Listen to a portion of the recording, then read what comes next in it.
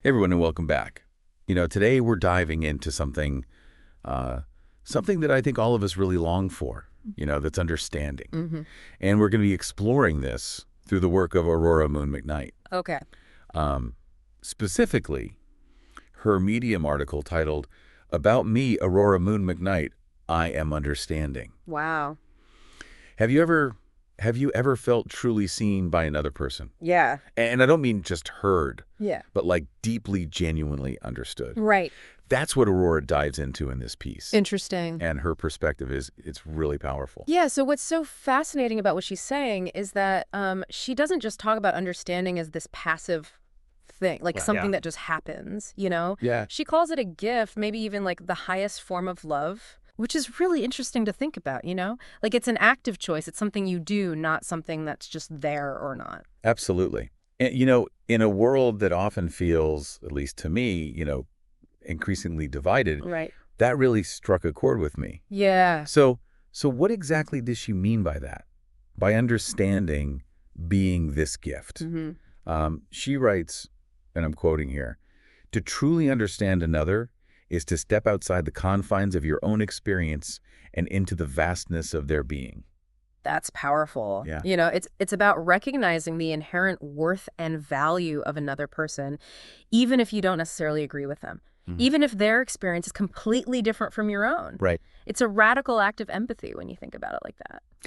And she even goes a step further, wouldn't you say? Oh. By suggesting that understanding someone might be an even deeper way to love them than Yeah. more, I don't know what the word is, Yep. traditional Right. expressions of love. Yeah, absolutely. I mean, she's not saying other forms of love are insignificant or not important, Right. but she's saying that understanding gets at something much more like fundamental to the human experience. Right. It's about accepting someone for their entirety, like, their joys, their sorrows, their failures, their triumphs, everything. Yeah, it's about seeing the whole person, Yes, not just the parts that, we find easier to love or easier to understand. exactly. And she really emphasizes that this level of understanding, it doesn't just happen automatically. Right. It's a conscious choice. Yeah. It's an active process. Yeah. And she even shares this really kind of poignant anecdote about someone who told her point blank, "I don't want to understand you." Oh, wow. Yeah. The weight of those words, Oh, no. to have someone basically say to you, I am not willing to even try to see where you're coming from or to bridge that gap. Yeah. It speaks to, I think, such a human need to be seen, to be heard, to be validated. And then conversely, the impact of someone who genuinely tries to do that for us. Yeah, I'm curious. Have you ever experienced that kind of dismissal Oh, yeah. where someone's just unwilling to even try to see your perspective? Yeah, unfortunately, I think most of us have. Yeah. And then on the flip side, we've all probably been the recipient of someone who really tries to understand us and really listens with the intent to actually get it, to grasp the experience that we're sharing. And I think the difference is it's palpable. Oh, absolutely. It's night and day. Yeah. When someone is truly present and listening with like their whole being, you can just feel it. Yeah. And that brings us to, I think, another really crucial point that Aurora makes in this article. Okay. And that's, the inherent limits of understanding. Okay. That we can never really fully replicate another person's experiences, especially when it comes to things like, trauma or deep-seated pain. Right. And this is where I think her writing takes on this even deeper level of nuance, that it's not about, achieving this perfect understanding, because let's face it, that's probably impossible. Right. But it's about the willingness to try, Yes. to keep showing up with empathy and compassion, even when it's really, really difficult. I love that. And, she doesn't shy away from the hard stuff either. Yeah. In fact, she kind of directly addresses the challenges of understanding brokenness, in a separate piece that she's drafted called Between the Cracks. Oh, okay. And this is where I think the imagery in her writing gets so powerful. Interesting.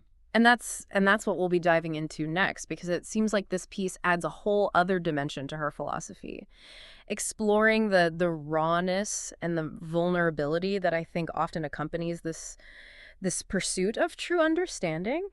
This draft, Between the Cracks, it feels, I don't know, just so much roar Yeah. So much more vulnerable than the first piece. Right. It's almost like she's, giving us a glimpse into like the depths of her own experience with being understood and with understanding others. It is incredibly powerful stuff. And the imagery that she uses in this piece it's striking, to say the least. I mean, she talks about ash-coated crevices being kissed. Yeah. That's not your typical, like, love poem, you know? Oh, It's so intense and evocative. What do you make of that imagery? I don't know, so intimate, Mm. so visceral. It's almost like she's saying that true understanding requires us to go like beyond the surface. Yes. To acknowledge the parts of ourselves and others that we might find, I don't know, difficult or uncomfortable. Exactly. It's like those ash-coated crevices. They represent the scars that we carry, the broken places within us. Yeah. And the act of kissing those crevices, I think, is where the understanding comes in, you know? Like, it's about meeting those wounds with tenderness, with acceptance, even with a sense of reverence. And she doesn't shy away from how challenging that can be. She even admits that, like, initially she wanted to push away that kind of understanding.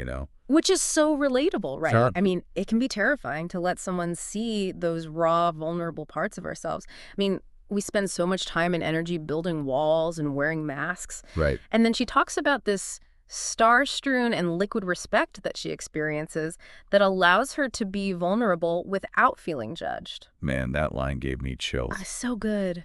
Because it speaks to that, like, transformative power of being truly seen and accepted. Yes. Even in our brokenness. And that kind of understanding, it can create a space for healing, for growth, for deeper connection. It's like she's finally found a space where she can let go of the need to hide, to pretend. Yeah. And in that space, she experiences this profound sense of liberation. And this is where I think the idea of understanding as a gift, it comes full circle. Okay. Because it's not just something that we receive, Right. but it's something that we offer in return. Yeah. Aurora talks about how this experience of being understood, it made her realize that the person who offered her that understanding deserved the same in return. It's like this beautiful cycle of reciprocity. It becomes almost a moral imperative, doesn't it? Right. When someone treats you with that level of care and understanding, how can you not strive to do the same for them? Right. And for other people in your life? It's contagious. Yeah, Understanding breeds more understanding. it really does. And in a world that often feels, starved for empathy, Yes. that's a really powerful, powerful message. It is, and it circles back to her initial point about understanding being a gift, maybe even the highest form of love, that it's not just about saying the right words, Yeah. but it's about showing up, being present, being willing to really see and accept another person, even in their brokenness. Makes you think about all the ash-coated crevices we encounter every day, Yeah. Not just our own, but those of our partners, our friends, our family, even strangers on the street. Right. Everyone carrying these unseen burdens. Absolutely. And what if instead of shying away from those crevices, or worse, judging them, Yeah. what if we approach them with that same star-strewn and liquid respect that she describes? Yeah, man. Imagine the ripple effects that could have. I know. It starts with, I think, a shift in perspective. Right. What if instead of just waiting for our turn to talk, we really listened Yes. with the intent to understand, not to judge, but just to really see the world through another person's eyes, even for a moment. It's a radical act of empathy. And you're right, it does create these ripples, because when someone feels genuinely seen and understood by us, I think it gives them permission to then extend that same grace and understanding to other people. It's like planting these seeds of compassion. Yes. In a world that so desperately needs them. And what I think is so striking is that she doesn't present this idea of understanding as some lofty, unattainable ideal. Right. She makes it clear that it's a choice. Yes. It's this conscious effort that we can all make. Every day. Every single day. Yes. And it starts with these small acts of awareness, noticing those ash-coated crevices in ourselves and in others, choosing to respond with curiosity rather than judgment, offering a listening ear, a kind word, just a moment of genuine connection. Because maybe, just maybe, those small acts are what ultimately have the power to mend the cracks in our world and create a more compassionate and connected human experience. I love that. So to our listeners, here's a closing thought for you to kind of ponder. Okay. What if you woke up tomorrow and you made this conscious effort to approach every interaction with that same spirit of understanding? How might it change your day? How might it change the lives of those around you? Something to think about. It is. Until next time, everyone, keep diving deep.